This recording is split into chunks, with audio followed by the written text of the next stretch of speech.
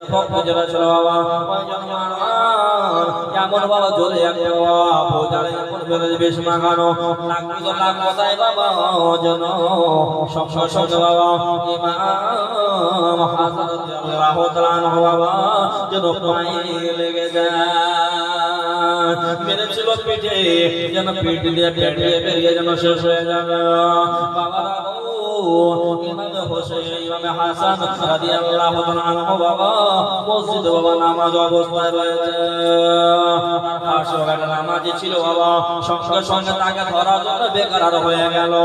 না না তাকে যেন ছাড়বে না লোকরা বোঝানে করে পালাতে লাগলো বাবা পালিয়ে যায় লোকটাকে ধরে নিয়ে আসার পরে বললো হুজুর গো ইমাম হাসান রাদিয়াল্লাহু আনহু দয়া করে আপনি অর্ডার করে দেন আমি এই লোকটাকে টুকরো করে দেব ইমাম হাসান রাদিয়াল্লাহু তাআলা আনহু তখন বললেন ছেড়ে দাও আমার নানা যান তায়েফের ময়দানে এত কষ্ট দিয়েছে তবু নবী আমার মাফ করে দিয়েছেন আমি নবীর নওয়াসা ইমাম হাসান আমিও তাকে মাফ করে দিলাম যাও ছেড়ে দাও মসজিদ আল্লাহর ঘর মসজিদ মাগবারের জায়গা নয় বাবারে আমাকে ছেড়ে দিল ওই লোকটা কাঁদতে চলে গেল আমি কি বলতে গিয়ে বললাম আমার দুনিয়া খারাপ হয়ে গেল আখিরাত আমার খারাপ হয়ে গেল ইমাম হাসান রাদিয়াল্লাহু তাআলা আনহু বলতে লাগলো ওরে বাবা রে আমাকে নিয়ে চলো ঘরের ভেতর মসজিদ হলো আল্লাহর ঘর করে যাবে চলো নিয়ে চলে গেল বাবা রাগো বিষ মাখানো ভুদালে ছিল বিষটা এত জর্জর হতে লাগলো সূর্য বলতে বারে বাবা এত কষ্ট যে বাবা যে বাড়িতে আছেন বাবা ওই বাড়ির লোকরা থাকতে পারে না সহ্য করতে পারে না আপনাদের বাড়িতে কোনো যদি পেশেন্ট থাকে অসুস্থ লোক থাকে তারাও অসুস্থ হয়ে যায় তারাও সুখে শান্তি থাকতে পায় না রে বাবা কিন্তু কোন অসুখ লোক থাকে বাড়িতে গোটা বাড়ি পরেশান হয়ে যায় সেরকম বাবা ইমাম হাসান রাদিয়াল্লাহু আনহু খিদমত করার জন্য এত লোক রয়েছে বাবা আর ওই সময় আমার ইমাম হাসান রাদিয়াল্লাহু আনহু যখন বাবা ঘুমিয়ে পড়ে যাওয়া যেমন ঘুমিয়ে গেছে বাড়ির লোকগুলো বাবা ঘুমিয়ে গেছে আর ওই অবস্থা বাবা সঙ্গে সঙ্গে স্বপ্ন যাওয়ার ইমাম হাসান রাদিয়াল্লাহু আনহু বলল ওরে বেটা ইমাম হাসান কেন এসেছি বেটা মদিনা ছেড়ে বেটা যাও তাড়াতাড়ি মদিনা যাও বেটা তো বড় ভাই হোসেনকে ডেকে দাও তাড়াতাড়ি চলে যাও বাবা ডাকার করে বাবা ঘুম ভেঙে গেল মা বলে কান্না করলো রে বাবা ইমাম হাসান রাদিয়াল্লাহু আনহু বাবা তার কিছু ভক্তকে ডাকলো রে ভক্তরা শোনো আমার ভাই ইমাম হোসেনকে তুমি খবর দিয়ে দাও খবর দিল বাবা ইমাম হোসেন চলে আসলো আসার পরে বলতে লাগলো ও ইমাম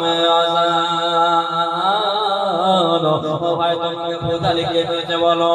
কি করবে রে ভাই আমি তাকে দুনিয়াতে বাঁচিয়ে রাখবো না বলতে না আমি তাকে মাফ করে দিয়েছি তোমাকে মারামারি করতে হবে না চলো ভাই চলো তাড়াতাড়ি চলে যাবো বাড়ি মদিনা আর থাকবো না মুসলমান থাকবো না বাবা ইমাম হাসান চলে আসলো মদিনায় দু ভাই গল্প করতে লাগলো ভাইয়া আমি যাবো রে ভাই যদি দুনিয়াতে বাঁচবো ভাই আমি তোমার ঘরে থাকবো তোমার কোনো আপত্তি দেবে না ভাই আমার কোনো আপত্তি নাই ভাই তোমার আমার বাড়িতে আমার ঘরে থাকে কোনো অসুবিধা নেই ও বাবা যে ভাইরা গো বোঝা গেল এটাই বোঝার মানে হলো জীবনের শোনার মানে হলো এটুকু যদি কোনো ভাই অসুস্থ হয়ে যায় তাহলে অপর ভাইকে দেখভাল করো এটা হলো হাসান হোসেনের সুন্নাত জোরে मोहब्बत ভালোবাসা নবীর সুন্নাত শুনলেন নবীকে যদি পাকে হাসান ভালোবাসতে হবে আহলে বাইতকে ভালোবাসতে হবে পাঁচ প্রজন্ম ভালোবাসতে হবে তাদের সুন্নাত মোতাবেক চলবেন তাহলে জীবন কামিয়াব হয়ে যাবে ভাই ভাই ঝামেলা করলে হবে না মারামারি করলে হবে না ও বাবা লাগো ও মা আমার বলে রাখো শোনো নাও রে মা শোনো নাও চলে গেল বাড়ি দেওয়া ভাইয়ের ঘরে ঘুমাতে লাগলো আর বাবা ওই যে বিষের আঘাতটা রয়েছে আর এদিকেও আবার মারওয়ানের খবর হয়ে গেল ইমাম হাসান রাদিয়াল্লাহু তাআলা চলে গেছে মদিনা বাবা রাগো ওই মারওয়ান দিলা সহ্য হলো না আমাকে আবার বিষ দিতে হবে কেমন করে দেওয়া একজন মেয়ে আবার ফিট করলো রে বাবা ওই যে মেয়েটা বিষ দিয়ে যাওয়া চাঁদা শ্বশুরের দেখা হয়েছে রে বাবা আবার কৌশল বলে কৌশল যেন ইমাম হাসান রাদিয়াল্লাহু তার বিবি এসা শানো আজ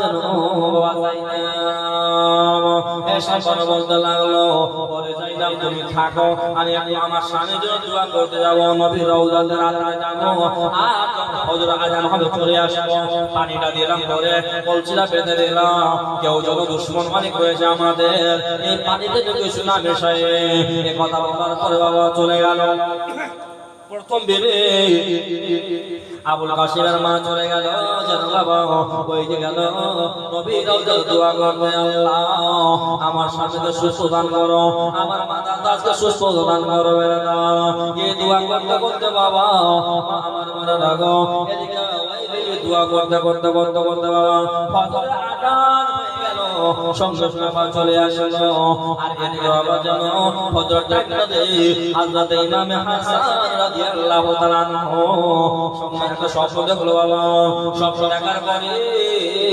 স্বপ্নটা বলতে যাবে তার আগে পিপাসা লেগে গেল বলে বলো একটু আমাকে পানি দাও পানি এই কথা বলতে গেল বাবা না বলে হুজুর গো পানি আনবো ওই যে ভালো পানি টাটকা পানি আপনাকে দেব পানি আনতে যখন গেল না বাড়ির বাইরে এদিকে আবুল কাসেম হেশাম পান চলে আসলো হুজুর কি খবর পানি পান করো যে হ্যাঁ হ্যাঁ জয়নাব কথা জয়নাবের পানি আনতে গেছে হাইরে পরে জয়নাবটা বলে গেছে আমি পানি রেখেছিলাম পানি এখন রাখা রয়েছে পানি কেন দিল না সঙ্গে সঙ্গে বাবা ওই যেন খুলে দিল আর ওই যেন ওই জায়গাতে রাত্রা অন্ধকারে ওই একটা মেয়েকে বাবা তার সুবাহি দেওয়া বিষটা মিশিয়ে দিয়েছে বিষ মেশানোর পরে বাবা যেমন পানি পান করতে যাবে ইমাম হাসান রাদিয়াল্লাহু তাআলা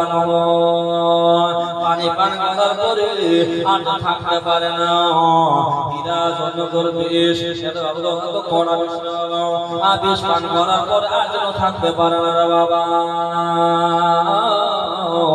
আমার বড় লাগো ছটফট করতে লাগলো বিষে জ্বালা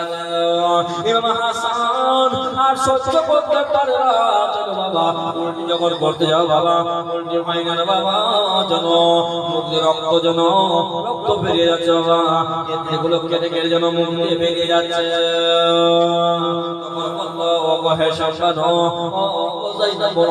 আমার স্বামী মনে হয় দুনিয়াদার মনে বেশি বড় বাজবে না যেরকম অবস্থা আর বললো আমার ভাই হোসেন কোথায় সুবহানাল্লাহ মাশাআল্লাহ শেষ করুন নাকি বুঝতে পারছেন মা বলে না আজকে প্রথম দিন নাকি ওজন না কেমন কি সব বুঝতে পারছেন না হাসানরা শেষ করে দাও সুবহানাল্লাহ মাশাআল্লাহ আমি শুনেছি এখানকার মায়ের গজল পছন্দ করে সুবহানাল্লাহ আল্লাহর নবী নূরের নবী গো আপনি নবী আমার জীবনের জীবন আপনি নবী আমার জীবন সাথী অন্ধকার কবরের বাদে আপনি নবী নির্দনিয়ার ধন আল্লাহর নবী নূরের নবী গো আপনি নবী আমার জীবনের জীবন রাহমাতুল লিল আলামিন আপনি উম্মতের জামিন গুনাহগার উম্মতের আপনজন আল্লাহর নবী নূরের নবী গো আপনি নবী আমার জীবনের জীবন